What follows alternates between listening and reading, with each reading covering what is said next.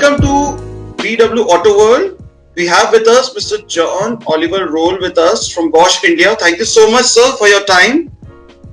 Thank you, It's always a pleasure interacting with you. And I also have with us Mr. Siddharth, who will also be joining me as the interview for this. So let me start the ball rolling. So thank you so much, sir. My first question to you is, this is like this is unprecedented times, this lockdown, right? And these are unprecedented moments. And so, what kind of impact did the COVID-induced lockdown, have on the industry and also on Bosch? And how are you tackling this menace? If you can talk a little bit about that. Sure. Yeah, thanks Avishek and thanks Siddharth for having me this afternoon. It's a pleasure to be here. It's kind of my first experience in that way of setup of a let's say digital interview. Digitization, by the way, was a lot of help. I will come to that in a minute. I'm in the home office and I understood that Siddharth is in the home office. I'm not sure where you are. Abhishek most likely also at home. And I think this is let's say part of the new normal. And you rightly said that we are living through an extraordinary crisis because this pandemic is something that is not unprecedented. World has gone through that, let's say 100 years back, but in the times that we are living, for us, it's unprecedented. And we have to cope with that in our, let's say, working life, in our social life, with our family. And part of it that many things have changed for us all of a sudden. What didn't change at all, and here I speak, I think for all the multinationals, but also for all companies here in India pretty much, is that we have to take care of our associates. And in this pandemic, that what mattered the most for me and for my colleagues is that our associates are confident in their health, be it working from home or be it now, because you spoke about the lockdown, and actually we are just getting out slowly out of this lockdown with first relaxations that are really visible. Bangalore is getting more and more busy, and I just had to close also my window here because the traffic noise is coming back. So we have to take care of our associates firsthand, that they feel comfortable, that they are healthy, and this is what was for us the first prerequisite to fulfill in the time when we were entering into the lockdown phase, but now even more when we start to reignite the currently stationary flywheel of the economy. Having said that, we have started, so we have a coordinated approach, of course, with all the authorities, with our customers, with our supply base, to restart the business, to restart production across, by the way, all of our 16 manufacturing locations. And sir, you have been talking a lot about electric vehicles. You represent a firm which has developed solutions for EVs. Like last time also during Expo, we saw those, EV solutions. So do you think EV is going to take a backseat right now in India and ICE engines is going to take off?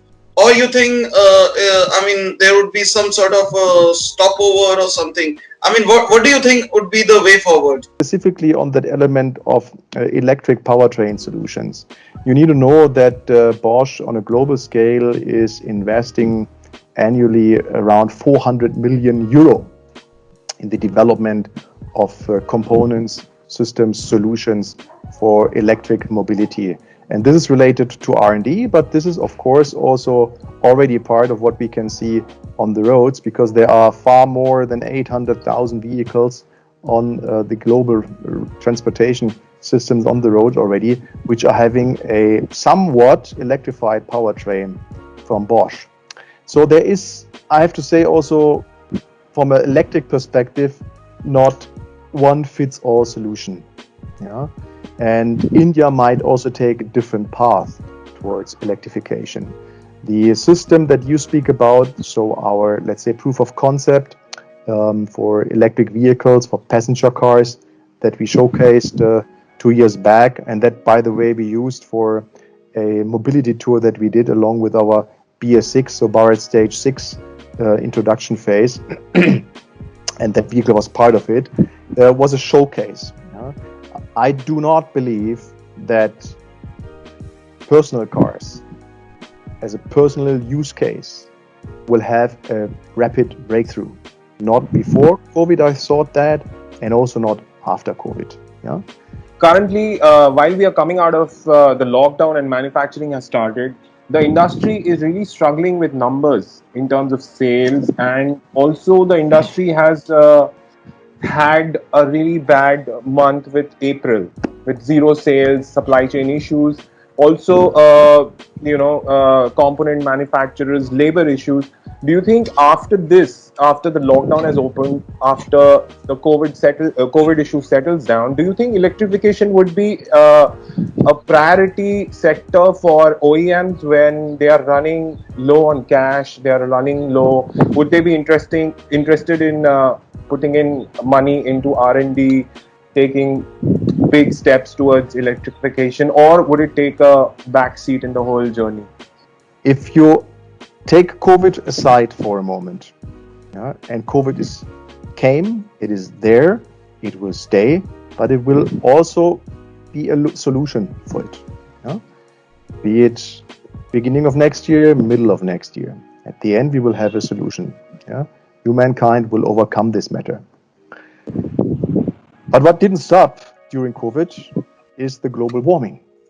The global warming is a problem that we jointly have to resolve, and for which we have to find technical answers. Technical answers also for individual mobility.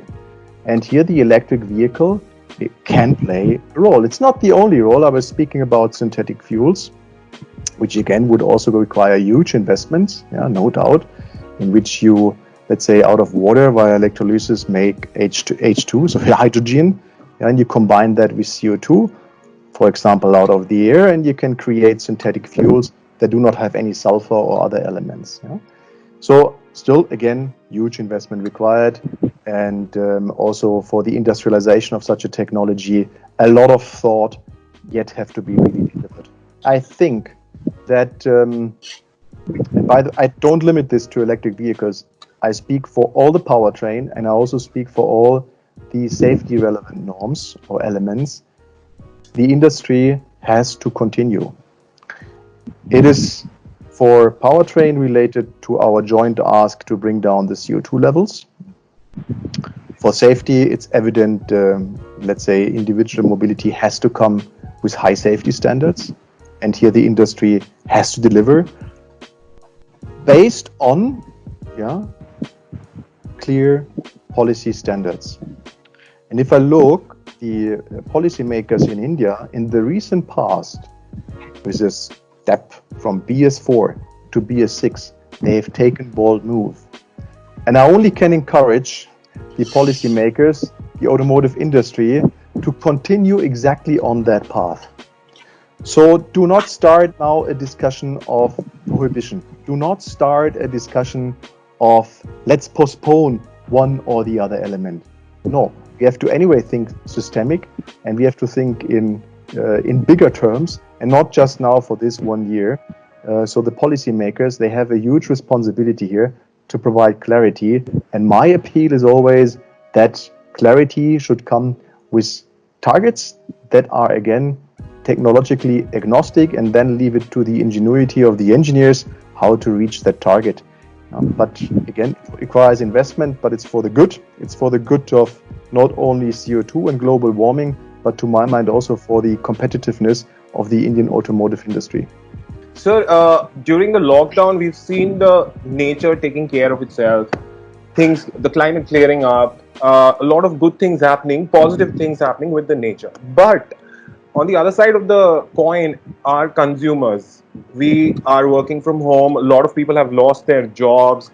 A lot of people who are businessmen have some troubles with incomes and finances. So now in such a situation where people have limited financial resources, so now do you think a person who is a prospective buyer would actually spend a little more and go for a green vehicle, or who he could just spend a little less and get a nice engine vehicle and continue his day-to-day life?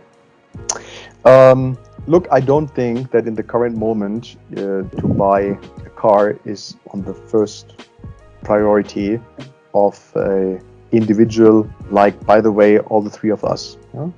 Most likely would not go for that, yeah, in the moment. On the other side, there is a need for safe mobility, and now not only safe mobility related to the risk of an accident, no, safe related to hygienically safe mobility. And so I still think there's a trend towards individual mobility. So this will be unbroken, yeah? Beyond also the wish to own a two-wheeler, to own a small car, to own a bigger car, let's say SUV, for example. So this trend was there and it will be there. Yeah? We have also, let's say here, kind of a way of thinking of a regression towards the mean. People adopt and they will also fall back into old behaviors. And as I stated, we just have started to getting out of this economical crisis in the sense of the lockdown. And I'm pretty sure the Indian economy will also recover. Yeah? But again, it's not on the first list today, and maybe also not next month, and also in the next quarter not yet, but it will come back. On the other side, your question, would I be willing to spend more? I think that specifically the Indian consumer was always valuing what he bought for the money that he was willing to spend. Yeah? So we have a consumer society here who's willing to spend money if there's something coming back. And we always think that it's the technology who makes it so expensive. But if you look on specifically the car industry in India, I think there is only cigarettes that are taxed higher in India than cars. So there would be means available. To incentivize, to restart even quicker the automotive industry, and also to propel new technologies into cars for the masses, leading to cleaner, safer, and finally also, if scale is there, more affordable cars. And it would all cater to that big thought, which I fully subscribe to: make in India, engineered and made in India. So, would you reduce your dependence from Chinese operations? Like, you have a big operations in China, so those electronic and other components, will you reduce your dependence on China and instead focus on making those over here? My perspective is, as I said earlier, it's engineered in India and also made in India for a local market. Yeah? That local market is currently down, and it has never been as down as it's today. And we have to acknowledge from a supply chain side that our Chinese colleagues, and I'm speaking here of my colleagues who are working in China, they did a great job. The lockdown that they had, they kept their enterprises running. So the industry was still running. We could always supply out of China. Now, the Indian lockdown is a different nature. We have really a lockdown for good reasons. I do not discuss the reasons for that. Yeah? But if you speak about a perspective of having now supply chains the other way around from India to China, I always have in mind first the local market. Yeah?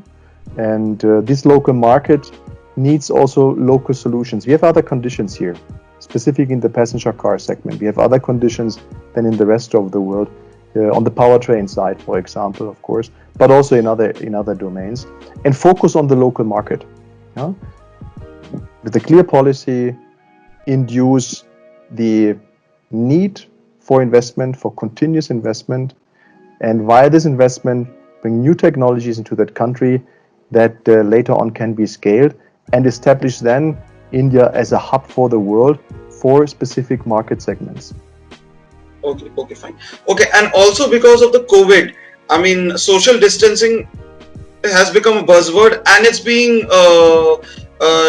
uniformly applied everywhere, right? Whether it's at public places, at manufacturing facilities, at offices.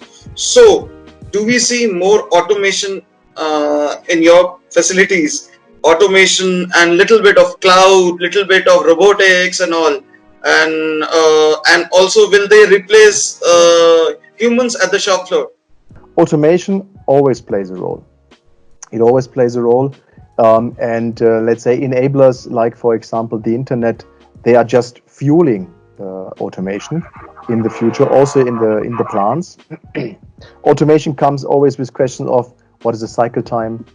Is it still meaningful for a person from an ergonomic perspective to follow that cycle time? Is it a safe environment that he's operating? If not, automation is a key. So yes, we will see more automation, because also in India we will see that this is paying out. Does it lead to less jobs? No, I doubt it. It will just lead to different jobs. And here the industry, together with the government, with the center government, with the state government, they have a huge task at hand, because we have to train people for a new working environment, be it digitization or be it automation. Autonomous driving and ADAS systems, do you think advanced systems like these have a place in India? It will take a while. Yeah? If you ask me today when we will have automated vehicles on the road, and I don't speak India, I must tell you, I don't know. I don't know. Yeah. On the other side, if the first is there, I'm pretty sure it will be disruptive. So if once this platform is created, if once somebody is there who can do that, who's shown that, then it can be disruptive. For India, as let's say also here we have to look at the infrastructure and what can be done on the infrastructure meaningfully. There are other things more elementary and more meaningful to my mind to enable a safe driving. If safe driving is something that we connect directly with automated driving, if you connect it to comfortable driving, yeah, and have in mind a level 5 solution, fully automated, I think this can happen in close compounds, for example, yeah, at a very low velocity, in an area that is, let's say, restricted with not too much complexity. There it can and happen. Lastly, so your vision for the company. Where do you want to see Bosch in the next few years? Do you want to see it as a billion euro entity going forward, or a multi-billion euro entity? You expect India to be your biggest market outside Germany, or you expect India to be your key R&D hub apart from your this being your key manufacturing hub? Your thoughts? So my perspective is, I told you that we are here since close to 100 years. Yeah? Yes. In 2022, we will celebrate 100 years in India. And of course, yes, we came to stay, and we stay to last in India. Yeah? Yes. And to create together with our partners, be it in the two-wheeler space, three-wheeler space, but if we speak mobility also beyond our OEMs, our classical OEMs, be it progressive mobility players, be it the cities, we want to design, to shape the future of mobility. A mobility that is safe, that is affordable, that is fun and comfortable, and finally to support a vision of CO2 neutrality. Okay, sir. Thank you so much, sir. Thank you so much. Thank you so much, sir.